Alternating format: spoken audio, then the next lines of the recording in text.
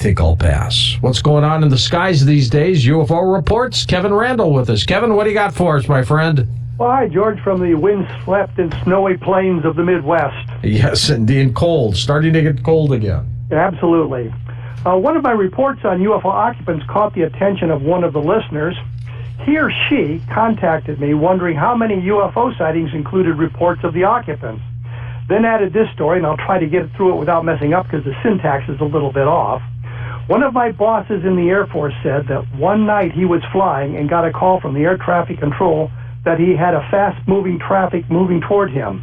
It slowed and then flew in formation with him for a bit. He did not describe it other than to say, "I'm telling you this was a ship from another world."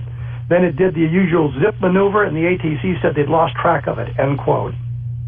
Of course, we can't do much with the story without additional information. I find it interesting, but without being able to communicate with the actual witness, it just falls into the category of anecdotal evidence, which isn't much in the way of evidence, so to speak.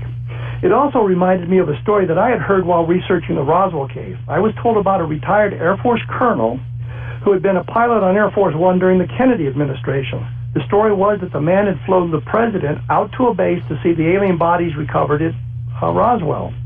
After a month, I found the man who confirmed for me that he was a retired colonel and he had been an alternate pilot on Air Force One. He had flown President Kennedy to various locations. And the colonel said that one night while flying a fighter, he had been approached by a domed disc. Through some sort of cockpit window, he had seen an alien pilot of the craft. He didn't get a good look at him, other than know that he wasn't human. I have more confidence in this report because I talked to the guy in person, but in the end, it too is anecdotal. Oh, and I should mention that all the elements of the rumor checked out except that Kennedy seeing the bodies from Roswell. I will note here that I don't know how many UFO reports contain descriptions of alien creatures. If we limit ourselves to Project Blue Book, there are 3 sightings labeled as unidentified that contain those descriptions. These are the Socorro Lonnie Zamora sighting, of course. Then there is a Pittsburgh, Kansas sighting on August 25th, 1952, and finally, Temple, Oklahoma on March 23rd, 1966.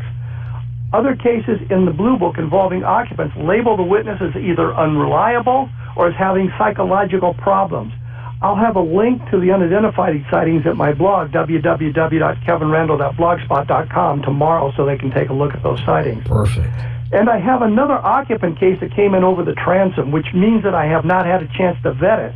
It comes from the Dallas-Fort Worth area. A couple in the area of south of Arlington reported they had seen a low hovering dome disk on January 8th of this year. Like the colonel, through a window, a porthole, or a cockpit windshield, they could make out the shape of what they thought of as a small humanoid creature. Given the distance, they couldn't see much detail other than they didn't believe it was human. After a minute or so, the object lifted up into the clouds and it was gone. I'll follow up on this as I can, but I don't have any additional information at the moment. That sort of covers it for tonight, George. All right, Kevin, we'll talk to you next Friday, my friend. Great. Up next.